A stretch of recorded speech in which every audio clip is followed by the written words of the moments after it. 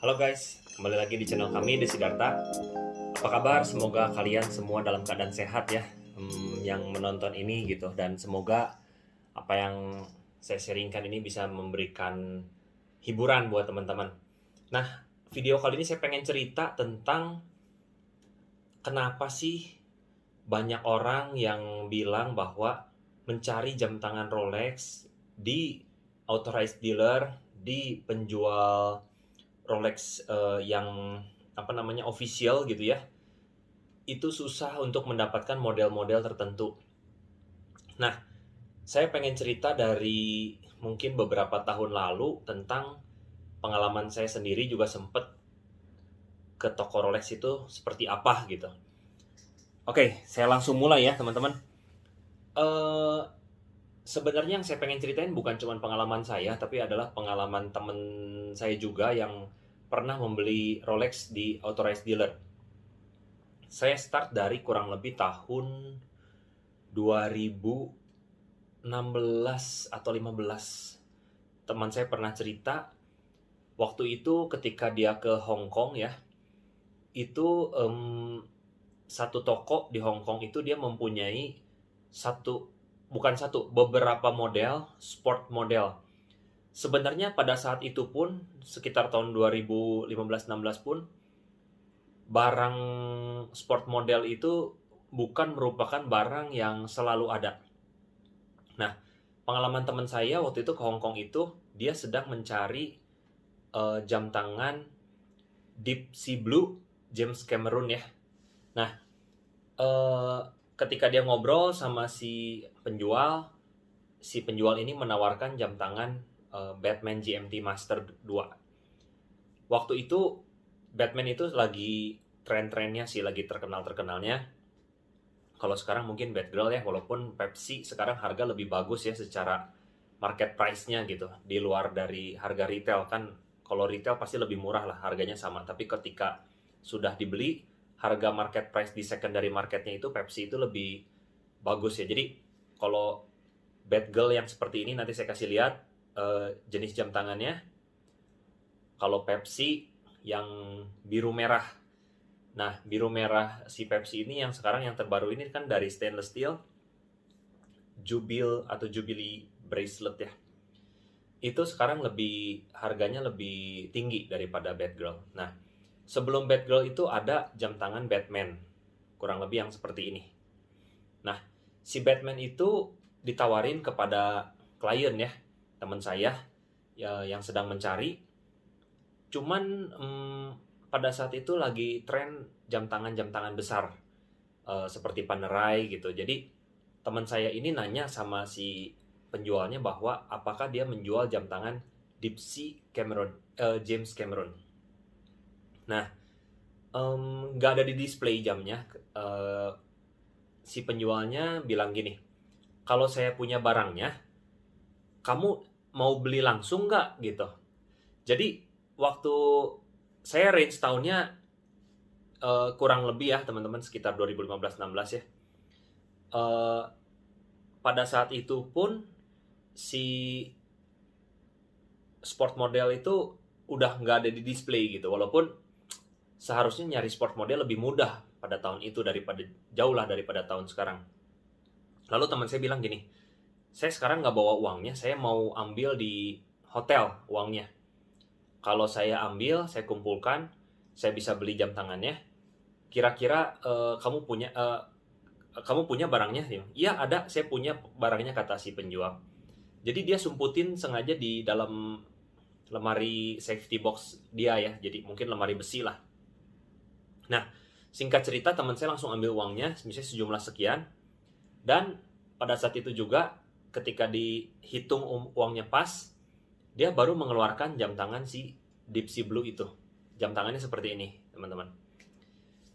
Eh ini berapa milimeter ya? Nanti saya semua state di sini ya, milimeternya berapa. Tapi saya pernah lihat aslinya itu cukup besar ya, jam tangan Deep Sea Blue itu besar, tebal juga lagi. Itu karena untuk menyelam ke kedalaman yang lebih dari 1000 meter. Nggak tahu gimana caranya sih, pasti pakai pakai kapal selam mungkin ya. Nah, pada saat itu ketika membeli jam tangan Deep Sea Blue ini nggak ada bundling ya, jadi nggak ada harus membeli jam tangan merek lain, nggak harus membeli jewelry, perhiasan, atau nggak harus membeli jam Rolex perempuan atau Datejust yang lain, nggak usah. Jadi pada saat itu dia langsung beli. Nah, itu pengalaman pertama di 2015-2016 dari cerita teman saya. Nah, ketika saya pribadi mulai mempelajari tentang merek Rolex ya, saya mulai mencoba untuk datang ke toko gitu. Saya start mulai itu di 2017 sih. Ketika di 2017 saya mulai datang ke toko. Ternyata waktu itu di Bandung ya tokonya, itu langsung ada jam tangan Submariner hitam dan GMT Master hitam. Nah, pada saat itu karena belum mengerti terlalu dalam ya, kok jam tangan besi harganya 100 juta ya. Waktu itu Submariner hitam saya ditawarin kurang lebih 110. GMT juga kurang lebih segitu. Masih tergolong, untuk hari ini sih tergolong harganya rendah ya. Dan saya ingat banget, saya bilang kalau nyari Batman ada nggak? Langsung di WA waktu besoknya, ini ada Batman harga 120 juta. Mau atau tidak? Dia bilang. Saya mikir dulu, saya bilang, karena pada saat itu jujur secara keuangan sama sekali nggak siap, nggak ngerti tentang dunia horologi, seperti apa permainan dunia sport model Rolex ya. Kurang dari 1 jam pada saat saya nanya harganya berapa, maaf sudah laku. Waduh, itu sih benar-benar. Dan tidak usah bundling, tidak usah ada riwayat membeli, itu tahun 2017. Jadi ketika 2017 sebenarnya masih cukup bisa dicari ya. Kalau sekedar cuman Submariner dan GMT Master, apalagi yang model dasar warna hitam gitu. Ya memang nggak bisa diputar balik sih waktu gitu ya. Nah, singkat cerita masuk ke 2018, waktu itu saya pernah kebetulan sempat pergi ke Santorini ya, ke kota Santorini. Nah, di sana cuman ada Rolex Submariner Two Tone. Tapi ketika saya ngomong lebih banyak ya sama modelnya, nanti yang seperti ini saya tunjukin ya, sekarang udah berubah. Ketika saya ngomong lebih banyak sama salah satu toko di sana, dia tunjukin baru aja beberapa hari lalu ada orang China gitu yang membeli GMT Master Batman. Nah, dia tunjukin beberapa bondnya, tax refundnya seperti apa, karena di Santorini itu kan negara Yunani itu tax refundnya itu bisa mencapai 25% ya kurang lebih, jadi memang cukup besar gitu. Nah, terus ada lagi satu toko yang menjual Sky Dweller putih. Nanti saya tunjukin semua ya gambar-gambar jamnya. Sky Dweller putih, dan ada Yachtmaster yang bezelnya itu dari platinum, ada yang chocolate dial, sama yang blue atau rhodium, blue dial, sama yang blue dial 40 mm. Secara bentuk bagus sih, cuman memang secara popularity memang di dunia Rolex itu lebih terkenal Submariner, GMT Master, Rolex Daytona, sama Sky Dweller ya. Sky Dweller putih itu sekarang aja kalau mau cari di tempat-tempat authorized dealer di manapun juga kayaknya nggak gampang ya yang stainless steel.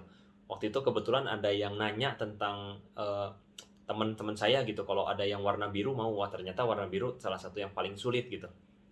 Singkat cerita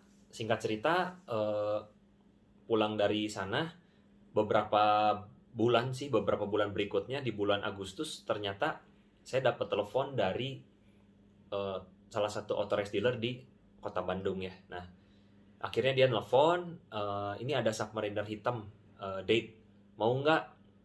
Waktu itu saya bilang oke, kasih waktu 1 hari, saya lihat jamnya, lalu kalau misalnya cocok saya mau. Tolong disimpan dulu. Nah, akhirnya waktu itu transaksi yang pertama sih dengan toko Rolex, kayaknya saya nggak tahu apakah yang pertama dan terakhir gitu. Waktu 2018 masih memungkinkan ditawarkan satu biji jam sport selama itu modelnya standar yang warna hitam ya. Waktu itu pengalaman pertama membeli jam tangan Rolex gitu. Nah, setelah itu sempat lagi ditawarin beberapa ya, sempat ditawarin GMT Master hitam, Subnodate. Saya sampai mikir gini, kalau buat saya pribadi ya, yang bukan jual beli jam tangan gitu, sebenarnya 1 jam aja cukup sih teman-teman. Tapi saya nggak tahu kalau misalnya orang yang jual beli pasti dibeli sih, karena harganya harga retail gitu, jadi lebih murah. Udah gitu bisa pakai kartu kredit kalau di Indonesia gitu kan. Maksudnya di Indonesia itu cicilan 0% sama harga tanpa cicilan itu sama gitu. Apalagi kalau punya kayak Cim Niaga bisa 24 bulan ya, waktu tergantung promonya. Nah akhirnya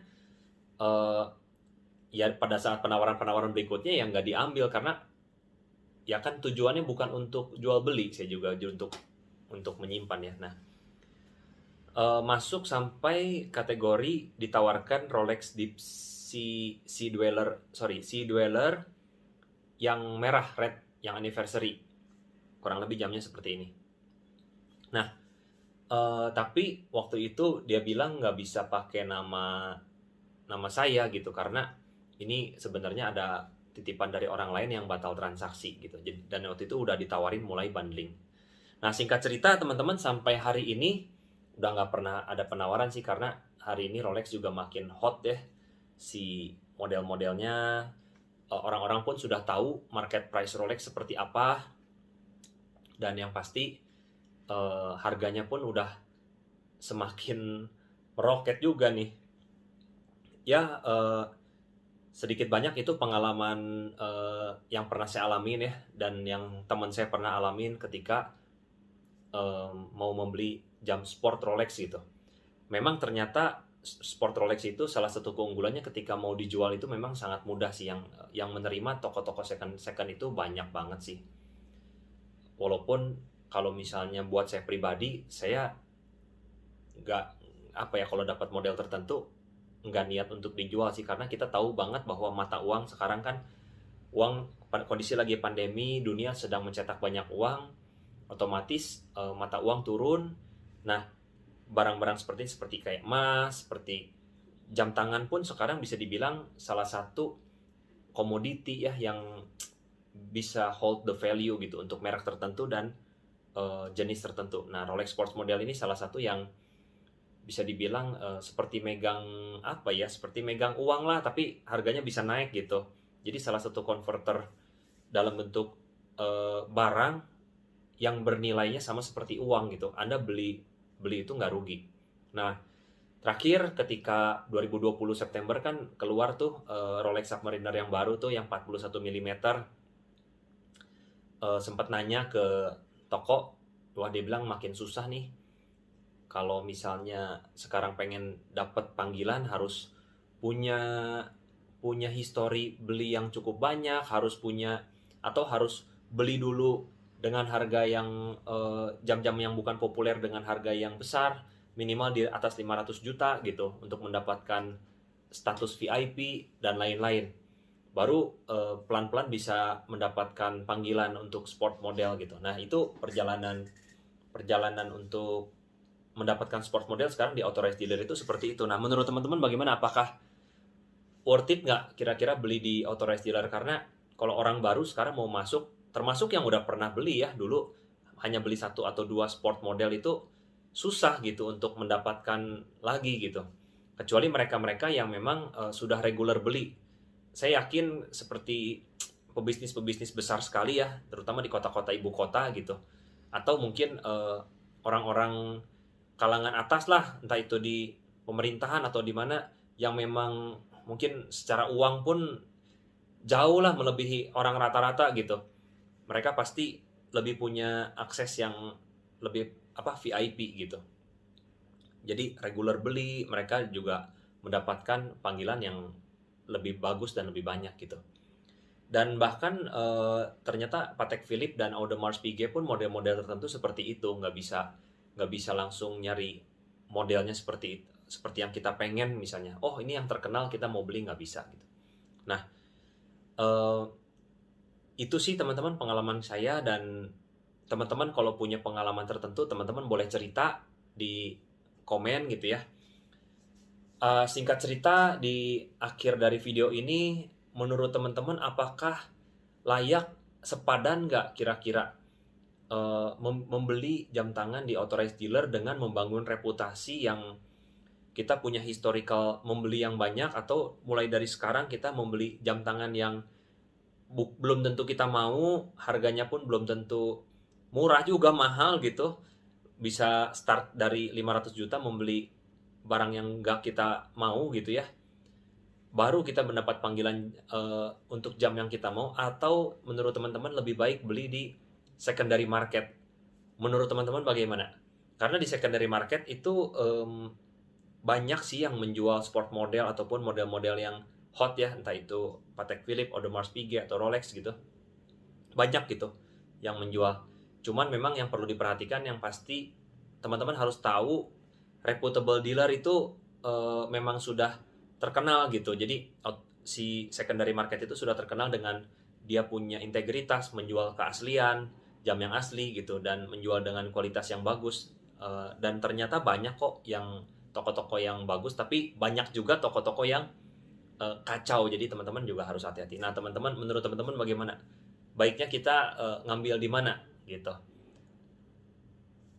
Kalau menurut saya depends lah teman-teman, karena orang kan beda-beda ya, beda-beda gitu. Nanti mungkin di next video lah, saya juga nggak tahu, belum tahu video yang mana gitu, saya akan cerita gitu perbandingan kalau kita ngumpulin di authorized dealer, kita beli barang yang banyak sampai nanti dapat hot model dengan uang yang dikeluarkan sama barang yang didapat, dibandingkan dengan beli di secondary market, uang yang dikeluarkan sama yang didapat, itu untungan mana sih sebenarnya gitu. Oke, hari ini segini dulu aja video saya. Semoga bermanfaat buat teman-teman. Sampai jumpa di video berikutnya. Thank you guys.